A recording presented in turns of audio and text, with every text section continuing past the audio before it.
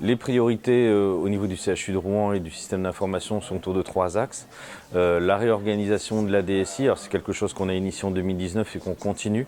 L'idée c'est d'avoir une DSI orientée service au plus près des utilisateurs. Un deuxième axe autour des infrastructures techniques. Alors là aussi on a commencé en 2019, mais l'idée c'est d'avoir des infrastructures techniques fiables, redondées, évolutives. Donc là on a réalisé un dépoussiérage aussi de nos infrastructures, accéléré bien entendu par la cyberattaque. Donc parmi ces infrastructures techniques, bien sûr, un programme autour de la sécurité du système d'information, vous en doutez bien. Et puis un troisième axe autour des applications logicielles pour nos utilisateurs. Donc l'idée aussi, c'est d'avoir un parc logiciel modernisé au bénéfice de nos utilisateurs et donc de nos patients. Bien entendu, alors d'une part parce que ça faisait partie de la stratégie de l'établissement, on est arrivé début 2019 et puis bien entendu également parce qu'on a été frappé par une cyberattaque en novembre 2019. Donc ça n'a que confirmé la volonté de l'établissement d'avoir une stratégie cyber. Juste avant la pandémie donc? Juste avant la pandémie, on a pas mal enchaîné effectivement au CHU de Rouen, donc novembre 2019, une cyberattaque un vendredi soir et voilà le début d'une aventure. Bien sûr, donc un vendredi soir, comme assez souvent, détection de problèmes de connexion à notre système d'information par nos utilisateurs auprès de notre astreinte, et puis de fil en aiguille, détermination assez rapide par les équipes que c'est une cyberattaque, et c'est là que commence le marathon et sprint à la fois. Donc mobilisation d'une équipe dès le vendredi soir sur place et puis voilà, un travail jour et nuit pendant plusieurs jours pour à la fois résoudre le problème de cyberattaque et puis aussi remettre en place le système d'information. On a contacté l'ANSSI, l'Agence nationale de la sécurité du système d'information, qui nous a beaucoup aidés. Donc on peut insister aussi là-dessus, c'est vraiment très important de contacter l'ANSSI et tous les services de l'État en la matière. Ça nous a permis d'ailleurs de séparer les tâches. L'ANSSI s'occupant vraiment de l'aspect cyber et de notre côté, nous s'occuper du système d'information à remettre en place. Alors les procédures dégradées, on les a vraiment gérées nous-mêmes, mais je dirais que c'est la particularité d'un centre hospitalier. Nous sommes dans l'obligation d'avoir des procédures dégradées pour nos médecins et nos soignants.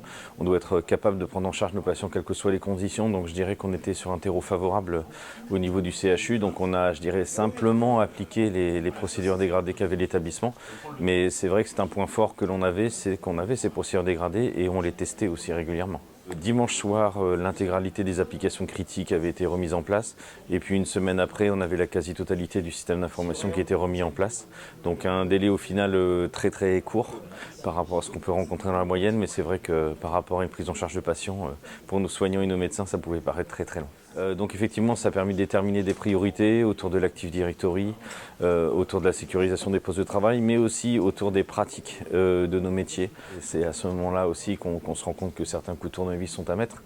Donc effectivement, on a pu remettre en place une politique vraiment stricte au niveau de la gestion des droits privilégiés des administrateurs. Oui, alors depuis pas mal d'années déjà, on a une gestion des identités totalement centralisée, avec des procédures d'ajout et de suppression d'accès en lien avec les services des ressources humaines, d'une manière automatisée. Alors, on n'a pas le choix en la matière parce que le CHU de Rouen, c'est 18 000 comptes utilisateurs. Donc on ne peut plus se permettre de toute manière de le réaliser ça manuellement. Et puis d'autre part, fatalement aussi pour des questions de sécurité, on est obligé de régir ça de manière à la fois centralisée et automatisée. Donc c'est vrai que ça donne lieu à des matrices d'habilitation extrêmement complexes, avec des équipes qui sont totalement dédiées à ça. Mais je pense que c'est obligatoire si on veut d'une part que les utilisateurs aient leur compte au bon moment et au bon endroit au cours de leur parcours dans l'hôpital, et puis surtout à assurer la sécurité en la matière. Pour l'ensemble de nos utilisateurs, on est sur de l'authentification avec une carte professionnelle d'établissement ou carte professionnelle de santé, notamment pour les médecins et les personnels inscrits à l'ordre. Donc système avec certificat et code associé, en plus effectivement d'un mot de passe et d'un login habituel du CHU. Donc là on utilise nos outils DCSO également pour simplifier la tâche de nos utilisateurs et éviter d'avoir un dédoublement, voire plus, de la rentrée des mots de passe. En tout cas, on essaye fortement d'imposer l'utilisation de cette carte professionnelle et du code PIN ou du mot de passe associé. Alors de moins en moins, mais on le fait encore, notamment dans un CHU, on a des domaines d'expertise qui sont parfois des domaines de niche, donc de toute manière on ne trouve pas de logiciel sur le terrain industriel, donc on est obligé de garder une partie développement, mais c'est vrai que de ce fait, ça nous impose aussi des règles, à la fois de documentation, à la fois de design. par rapport à ces applis, voilà, notamment autour de la sécurité. Alors, pour moi, c'est pas nécessairement un mal. Je pense que ça peut être aussi un vrai atout. Notamment, on voit aussi que certaines solutions permettent d'avoir une force de frappe par la mutualisation et d'avoir des outils extrêmement puissants à notre disposition qu'on n'aurait pas les moyens en fait, de payer de toute façon si on était seul. Donc je dirais qu'il y a cet aspect-là à prendre en compte. Pour autant, je pense qu'il ne faut pas mettre les œufs dans le même panier. Il faut avoir à la fois des solutions locales qui nous permettent d'être autonomes, de vraiment les maîtriser et les utiliser. Et puis aussi également avoir des outils extrêmement puissants mutualisés dans le cloud. Alors pas pour le compte de tiers, mais peut-être qu'à terme on le fera parce que c'est quand même la tendance. En tout cas, nos infrastructures techniques, on essaye de les mettre en place dans cet objectif-là. En tant que CHU, on participe à des projets de recherche. Alors la particularité du CHU de Rouen, c'est qu'on a créé un entrepôt de données de santé, mais qui est différent de notre entrepôt, je dirais, de données de production. Donc en fait, on a recopié les données, on les recopie tous les jours, afin d'avoir un entrepôt de données qui soit totalement sorti du système d'information d'une part, et puis d'autre part qui n'impacte pas aussi les performances au niveau du système d'information. On anonymise ensuite ces données et ça nous permet de les mettre à disposition des chercheurs.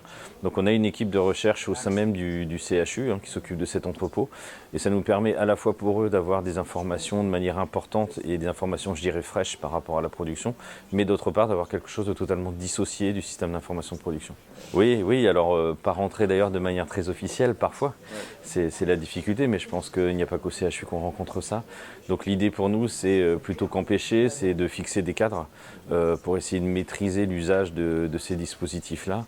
On sent encore que les choses ne sont pas nécessairement totalement matures, aussi d'un point de vue réglementaire, surtout dans un hôpital où ça peut être considéré comme du matériel aussi biomédical, donc il y a aussi un cadre réglementaire par rapport à ça. Donc on essaie de cadrer au maximum, on n'essaye pas d'empêcher parce qu'on reste un CHU, donc on doit avoir un caractère d'innovation. Mais c'est vrai que ça va être l'enjeu des prochains mois et des prochaines années.